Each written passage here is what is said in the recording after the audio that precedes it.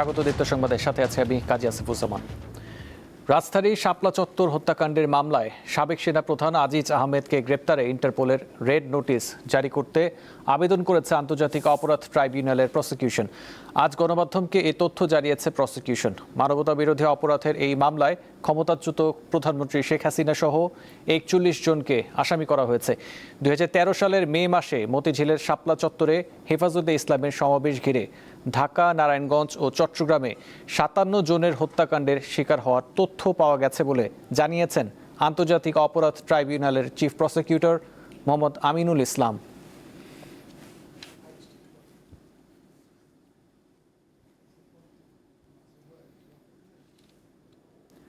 প্রধানমন্ত্রী তারেক রহমান বলেছেন, সরকার সবাইকে সঙ্গে নিয়ে এগিয়ে যেতে চায়।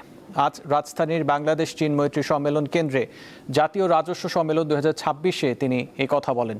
রাজস্ব খাতে সৎ ও দক্ষ কর্মকর্তাদের জন্য সরকার সহায়ক পরিবেশ তৈরি করবে। সরকারের অর্থ মন্ত্রণালয়ের অভ্যন্তরীণ সম্পদ বিভাগ ও জাতীয় রাজস্ব বোর্ড যৌথভাবে এই সম্মেলনের আয়োজন করেছে। সম্ভবত এখানে আপনারা যারা এনবিআর থেকে উপস্থিত আছেন, দেশের রাজস্ব আমি একটা এক্সাম্পল দিতে পারি স্যার, যেমন আসুন আমরা সকলে মিলে কাজ করি।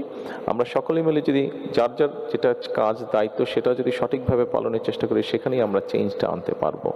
এক্ষেত্রে আমরা আপনাদেরকে সহযোগিতা করব, আপনারা সরকারকে দয়া করে সহযোগিতা করবেন। যারা ট্যাক্স দিবেন ওনাদেরকেও যেরকম সহযোগিতা করতে হবে, ওনাদের উপরে যাতে ট্যাক্স পেয়ার যারা তাদের উপরে যাতে কোনো রকমের প্রেশার না হয়, কিন্তু একই সাথে ওনারা অনুপ্রাণিত হয়, মানুষ যাতে অনুপ্রাণিত হয় যে ঠিক আছে আমার ট্যাক্সটা দিতে হবে, আমার ট্যাক্সটা দিলে আমরা স্বাস্থ্য সেবা পাবো, ট্যাক্সটা দিলে আমাদের সন্তানরা এডুকেশনের সুবিধা পাবে, ট্যাক্সটা দিলে আরও সোশ্যাল বেনিফিট, অর্থাৎ মানুষের জন্য সরকার বা রাষ্ট্র বিভিন্ন ভালো কাজের উদ্যোগ গ্রহণ করবে। এই বিষয়গুলো যাতে মানুষের মধ্যে আসে সেই জন্য আপনাদেরকেও মনে হয় একটু এই ব্যাপারেও মনোযোগী হতে হবে, আমাদের সকলকেই হতে হবে। রাজধানীতে আজ চালু হচ্ছে বিআরটিসির বিশেষ মহিলা বাস সার্ভিস। গোলাপি রঙের এই বাসের চালক ও কন্ডাক্টর নারী। তেজগাঁওয়ে বিআরটিসির ঢাকা ট্রাক ডিপো প্রাঙ্গণে এই সার্ভিসের উদ্বোধন হচ্ছে। সরকারের নির্বাচনী ইশতেহার বাস্তবায়নের অংশ হিসেবে এই উদ্যোগ নেওয়া হয়েছে। গতকাল গণমাধ্যমে পাঠানো এক সংবাদ বিজ্ঞপ্তিতে এই তথ্য জানিয়েছে বিআরটিসি। উদ্বোধনী অনুষ্ঠানে প্রধান অতিথি হিসেবে উপস্থিত রয়েছেন সড়ক পরিবহন মন্ত্রী শেখ রবিউল আলম। বিআরটিসি জানিয়েছে, নারীদের জন্য নিরাপদ ও স্বাচ্ছন্দ্যময় গণপরিবহন নিশ্চিত করার পাশাপাশি পরিবহন খাতে নারীদের কর্মসংস্থানের সুযোগ বাড়ানো এই উদ্যোগের অন্যতম লক্ষ্য। নির্ধারিত রুটে এসব বাস চলাচল করবে।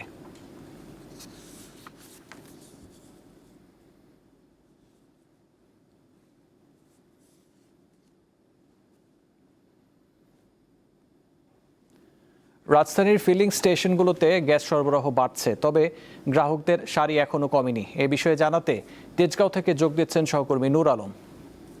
নূর, রাজধানীতে গ্যাস সরবরাহ কতটা বেড়েছে আমাদের জানান।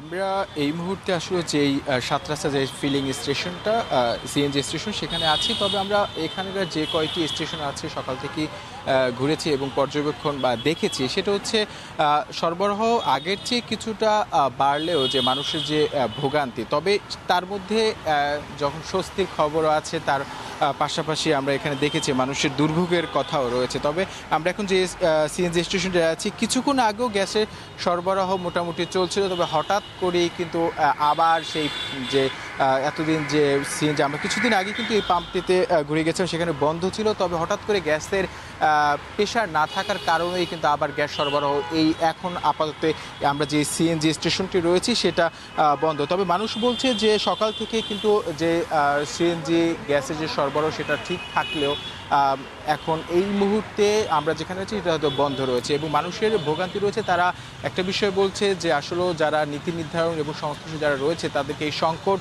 সমাধানের জন্য তাদের যে সুদূর প্রসারের যে ভূমিকা সেটা বাড়ানোর জন্য যারা এখানে রয়েছেন তারা বলছে। আমরা এখানে যারা পাম্প কর্তৃপক্ষ বলছি তারা বলছে যে আসলে যেহেতু লাইনের গ্যাস, তারা আসলে জানে না যে কোন সময় গ্যাস আসবে এবং কোন সময় যাবে। পুরো রাজধানীর যে গ্যাস পাম্পের চিত্র পুরো একই, অর্থাৎ এই খানিক সময় ধরে গ্যাস সরবরাহ ঠিক থাকছে, আবার বিঘ্ন ঘটছে, এর মধ্য দিয়ে কিন্তু প্রতিদিন তারা তাদের যে কার্যক্রম সেটা চালিয়ে যাচ্ছে। তবে সকালের দিকে একটু গ্যাসের প্রেশার থাকলেও যারা সংশ্লিষ্ট বলছে যে বিকেলের দিকে গ্যাসের প্রেশার একেবারেই থাকে না বললেই চলে। সেক্ষেত্রে আপনি দেখতেই পাচ্ছেন যে পাম্পের যে চিত্র, বাইরে কিন্তু এটা কিন্তু ভিতরে আমরা চিত্র দেখাচ্ছি, বাইরে কিন্তু দীর্ঘ সারি, সেই এখান থেকে সরে প্রায় দীর্ঘ 1 কিলোমিটার সারি। এক্ষেত্রে মানুষ অনেকে বলছে যে যেহেতু এখানে গ্যাস নেই, দীর্ঘ কয়েক ঘন্টা দাঁড়িয়ে যখন সে কাঙ্ক্ষিত যেই গ্যাস যেখানে নিবে সেখানে আসছে, যখন সেখানে সে গ্যাস না পাচ্ছে তখন সে তার নিরাশ বা নৈরাশ্য এসে আর এক দিকে যাচ্ছে। এবং এতে করে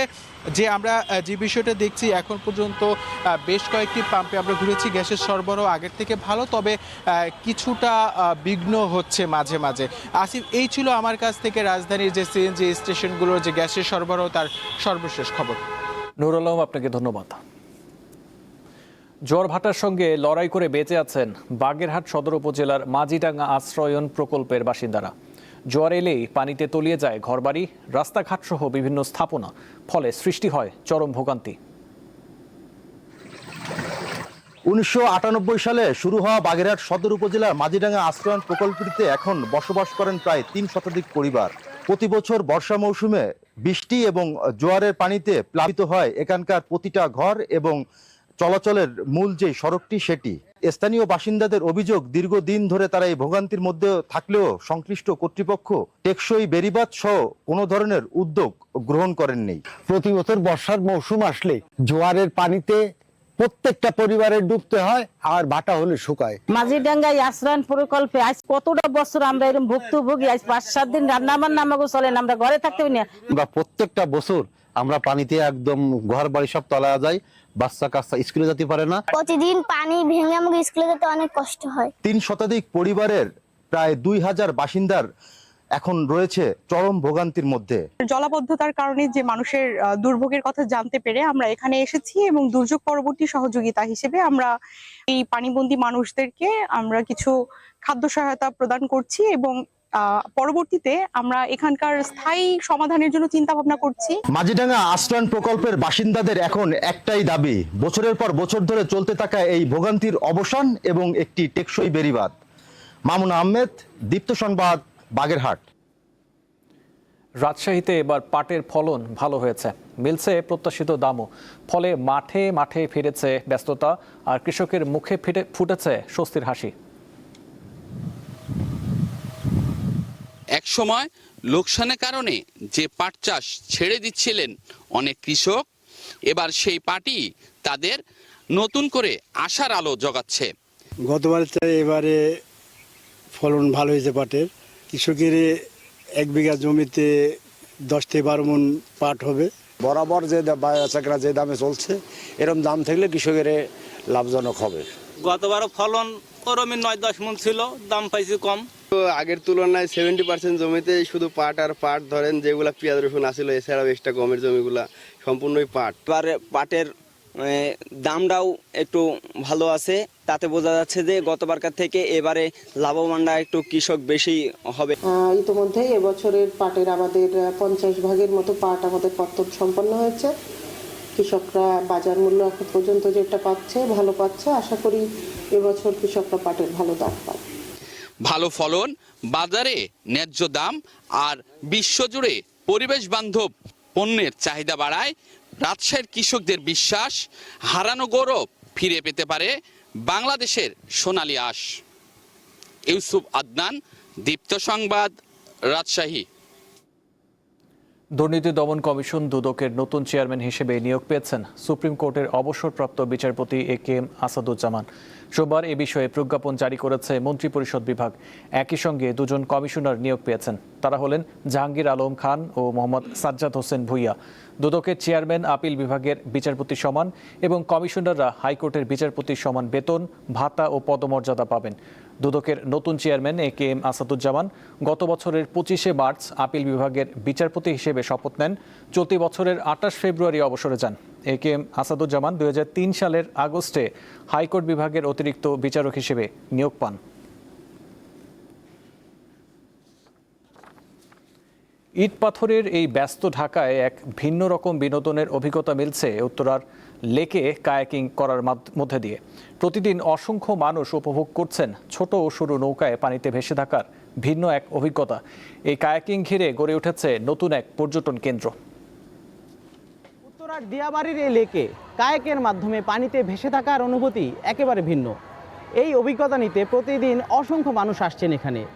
কায়াকিংয়ের কারণে নগরবাসীর কাছে এটি পরিণত হয়েছে অন্যরকম এক বিনোদন কেন্দ্রে। রাজধানীর উত্তরার দিয়াবাড়ির শান্ত লেক, আশেপাশে সবুজ আর নীল আকাশের নিচে কেউ বা পরিবার, কেউ বন্ধু, আবার কেউ একাই উপভোগ করছেন কায়াকিংয়ের রোমাঞ্চ। কায়াকিং হলো ছোট সরু নৌকায় বসে 2 ব্লেডের বৈঠা ব্যবহার করে জলাশয়ে ঘুরে বেড়ানোর একটি জনপ্রিয় রোমাঞ্চকর খেলা বা বিনোদন। এখন উত্তরার এই স্পটে প্রতিনিয়ত বাড়ছে সমাগম। বিশেষ করে তরুণদের কাছে কায়াকিং এখন বেশ জনপ্রিয়। আলহামদুলিল্লাহ, এখানে ভালোই লাগতেছে, মনোরম পরিবেশ, খোলামেলা জায়গা, একটু রিল্যাক্স হওয়া যায় এখানে, কারণ ইউজুয়ালি ঢাকার ব্যস্ত শহরে তো এরকম কোনো স্কোপ নেই। এখানে যে এই ব্যবস্থাটা করছে আমাদের অনেক ভালো লাগছে। তীব্র যানজট এগুলোর বাইরে যে এত সুন্দর একটা পরিবেশ আছে, সো দিস ইজ গুড। কায়াকিংয়ের রোমাঞ্চকর এই অভিজ্ঞতা নিতে ঘন্টা প্রতি একজনকে গুনতে হবে 200 টাকা। 2 অথবা 3 জন মিলে একটি কায়াক বা নৌকায় ওঠা যায়। প্রথমবার কিছুটা বেগ পেলেও কৌশল মেনে বৈঠা চালালে খুব সহজেই এটি চালানো আয়ত্তে আনা যায়। আমি আসলে পানি ভয় পাই, তো মানে এনজয় করেছি, আবার ভয়ও লেগেছে। আমি আসলে ভীতু না, আমার এগুলো খুব ভালো লাগে অ্যাক্টিভিটিগুলো। প্রতিদিনই মানুষ একটু আপনার এই কাইটিংটা ঢাকার ভিতরে মানুষ একটু আপনার এই পরিষ্কার পানি এই কারণে একটু মানুষের অন্যরকম বেশি থাকে। কায়াকিং করতে এই স্পটে যেতে হলে মেট্রো রেল হচ্ছে সবচেয়ে ভালো পরিবহন ব্যবস্থা। সবশেষ স্টেশনে নামলে খুব সহজেই পৌঁছে যাওয়া যাবে এখানে। নগর জীবনের ক্লান্তি ভুলে যারা নির্মল আনন্দ খুঁজতে বেরিয়ে পড়তে চান, তাদের জন্য কায়াকিং হতে পারে এক দারুণ গন্তব্য। জহুরুল মোহসান, দীপ্ত সংবাদ, উত্তরা, ঢাকা। এবার আন্তর্জাতিক প্রসঙ্গ। হরমুজ প্রণালীর নিয়ন্ত্রণ নিয়ে ওমান যদি যুক্তরাষ্ট্রের সাথে ইরানের চুক্তিতে বাধা সৃষ্টি করে, তাহলে দেশটিতে ভয়াবহ বোমা হামলা চালানোর হুমকি দিয়েছেন যুক্তরাষ্ট্রের প্রেসিডেন্ট ডোনাল্ড ট্রাম্প। স্থানীয় সভায় সোমবার গণমাধ্যমে দেয়া এক সাক্ষাৎকারে তিনি এই হুমকি দেন। ট্রাম্প জানান, হরমুজের বিষয়ে ইরানের বিপ্লবী গার্ড বাহিনী IRGC কর্মকর্তাদের সঙ্গে সরাসরি এবং পৃথকভাবে যোগাযোগ রাখছে যুক্তরাষ্ট্র। অন্যদিকে ইরানের সঙ্গে যুদ্ধ বন্ধে করার সমঝোতা স্মারকের মেয়াদ শেষ হওয়ার পর নতুন করে আর মেয়াদ বাড়াতে যুক্তরাষ্ট্র আগ্রহী নয় বলে জানিয়েছেন ট্রাম্প। বরং ইরানকে আত্মসমর্পণের জন্য সাদা পতাকা ওড়ানোর আহ্বান জানিয়েছেন তিনি। 2025 সালে বিশ্বজুড়ে অন্তত 350 জন দাতব্য কর্মী নিহত হয়েছে। তাদের একটি বড় অংশ প্রাণ হারিয়েছে গাজা ও সুদানে। গতকাল বিশ্ব মানবিক দিবস উপলক্ষে প্রকাশিত এক প্রতিবেদনে এই তথ্য জানিয়েছে জাতিসংঘের মানবিক বিষয়ক সমন্বয় কার্যালয়। ইসরায়েলি হামলা চলাকালে গাজায় 186 জন নিহত হয়েছে, আর আফ্রিকার দেশ সুদানে প্রাণ হারিয়েছে 71 জন। 2024 সালে বিশ্বব্যাপী প্রাণ হারিয়েছিল 377 জন দাতব্য কর্মী।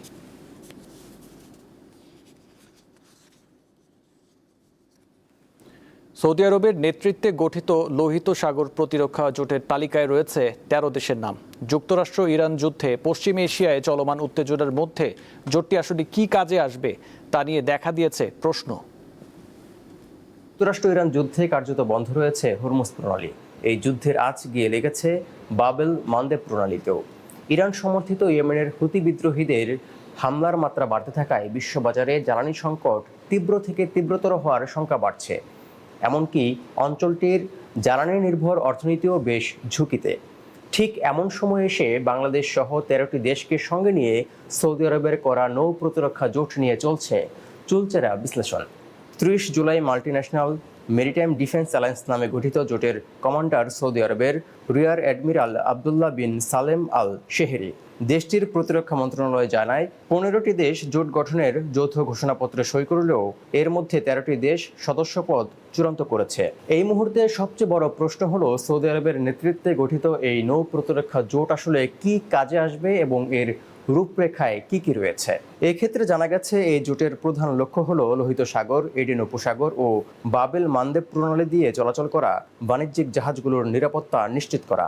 এছাড়া গোয়েন্দা তথ্য বিনিময়, যৌথ সামরিক পরিকল্পনা তৈরি, নৌ মহড়া ও প্রশিক্ষণ, প্রয়োজনে যৌথ নৌ অভিযান পরিচালনারও পরিকল্পনা রয়েছে। সৌদি আরবের লোহিত সাগর প্রতিরক্ষা জোটে বাংলাদেশের যোগ দেওয়ার অর্থ কী? এর মধ্য দিয়ে কতটা লাভবান হবে ঢাকা? এমন প্রশ্ন জনমনে ঘুরপাক খাচ্ছে। জানা গেছে 1990 সালের উপসাগরীয় যুদ্ধেও সৌদি আরবকে সহযোগিতায় সেনা পাঠিয়েছিল বাংলাদেশ। এবার নতুন জোটে যোগ দেওয়ার মধ্য দিয়ে বাংলাদেশের নৌ সক্ষমতা বাড়তে পারে। এছাড়া রপ্তানি বাজার ও জনশক্তি রপ্তানির সুযোগ বাড়ার সম্ভাবনা আছে। আর বাবেল মানদেব প্রণালী ঝুঁকিমুক্ত থাকলে বাংলাদেশের বাণিজ্যিক জাহাজগুলোও থাকবে নিরাপদ। এসব লাভের বিষয়গুলো সামনে আসলেও তেহরানের সঙ্গে ঢাকার সুসম্পর্কে কোনো ভাটা পড়বে কিনা তা নিয়েও চলছে চুলচেরা বিশ্লেষণ। এ বিষয়ে বলতে গেলে বলতে হয়, যে কোনো অর্জনের পেছনেই ঝুঁকি থাকাটা অস্বাভাবিক কোনো ঘটনা নয়। তাই একদিকে ইরানের সঙ্গে দূরত্ব তৈরির শঙ্কা যেমন রয়েছে, ঠিক তেমনি জোটে যোগ না দিলে সৌদি আরবের সঙ্গেও সম্পর্কের টানাপোড়েনো হতে পারত, যেখানে ওয়াশিংটন ঢাকা সম্পর্কের বিষয়টিও ওতপ্রোতভাবে জড়িত। বিশ্বের প্রায় 10 থেকে 12% সামুদ্রিক বাণিজ্য এবং প্রতিদিন গড়ে অন্তত 4 থেকে 5 মিলিয়ন ব্যারেল অপরিশোধিত জ্বালানি তেল বাবেল মানদেব প্রণালী দিয়ে সরবরাহ হয়। অর্থাৎ জ্বালানি সরবরাহে হরমুজের পর দ্বিতীয় গুরুত্বপূর্ণ নৌরুটই হলো এই বাবেল মানদেব প্রণালী। তাই সৌদি আরব বোঝাতে চাইছে, এই নৌপথে হুতিদের হামলা শুধু রিয়াদের স্বার্থকেই লক্ষ্যবস্তু করছে না, বিশ্ব বাণিজ্যেও নেতিবাচক প্রভাব ফেলছে। যুক্তরাষ্ট্র ইরান যুদ্ধে পশ্চিম এশিয়ায় চলমান উত্তেজনার মধ্যে সৌদি আরবের এই নৌ প্রতিরক্ষা জোট গঠনের সিদ্ধান্তটি অনেক কৌশলী পদক্ষেপ হিসেবে মনে করা হচ্ছে। তবে অঙ্গীকার অনুযায়ী সদস্য দেশগুলোর নৌ নিরাপত্তা নিশ্চিতের উপরই এই জোটের সফলতা ব্যর্থতা নির্ভর করছে বলে মনে করছেন বিশ্লেষকরা। তৌহিদুর রহমান, দীপ্ত, বার্তাকক্ষ। এবারে খেলার খবর। স্প্যানিশ ফুটবল লিগ লা লিগায় নিজেদের প্রথম ম্যাচে 1-1 গোলে ড্র করেছে দেপোর্তিভো ও এলচে। ঘরের মাঠে খেলতে নেমে শুরুতেই লিড নেয় দেপোর্তিভো। 21 মিনিটে দলকে এগিয়ে নেন পিয়েরে এমেরিক।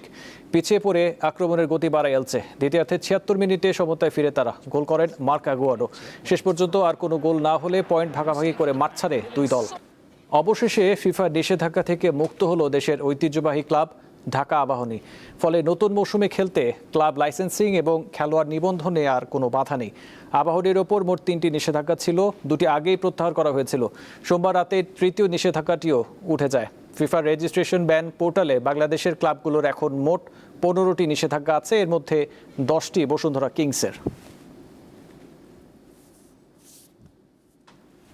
ডারউইনে অস্ট্রেলিয়াকে হারিয়ে ইতিহাস গড়ায় বাংলাদেশ ক্রিকেট দলকে সংবর্ধনা দিয়েছেন অস্ট্রেলিয়ায় নিযুক্ত বাংলাদেশের হাইকমিশনার FM বোরহানুদ্দিন।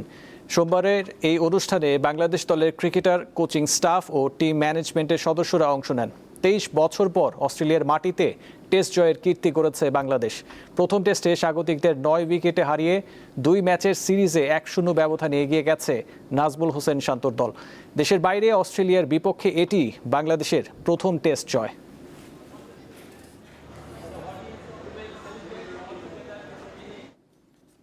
বাংলাদেশের বিপক্ষে দ্বিতীয় ও শেষ টেস্টের জন্য 13 সদস্যের দল ঘোষণা করেছে অস্ট্রেলিয়া। স্কোয়াড থেকে বাদ পড়েছেন ওপেনার জেক ভেদারাল্ড।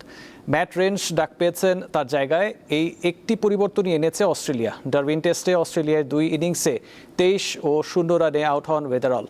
ক্রিকেট অস্ট্রেলিয়ার এক বিবৃতিতে তার বাদ পড়ার বিষয়টি নিশ্চিত করেছে। ম্যাকাইয়ে 22 আগস্ট শুরু হবে দ্বিতীয় ও শেষ টেস্ট।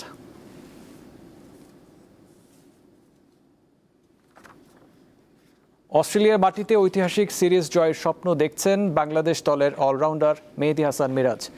ডারউইনে 2 ম্যাচ টেস্ট সিরিজে 1-0 ব্যবধানে এগিয়ে যাওয়ার পর আইসিসির ওয়েবসাইটকে সিরিজ জয়ের স্বপ্নের কথা জানিয়েছেন মিরাজ। এই স্পিন বোলিং অলরাউন্ডারের বিশ্বাস, অস্ট্রেলিয়াকে দ্বিতীয় টেস্টেও হারানোর মতো অবস্থানে রয়েছে বাংলাদেশ দল। ম্যাকাইয়ে শনিবার শুরু হবে সিরিজের দ্বিতীয় ও শেষ টেস্ট।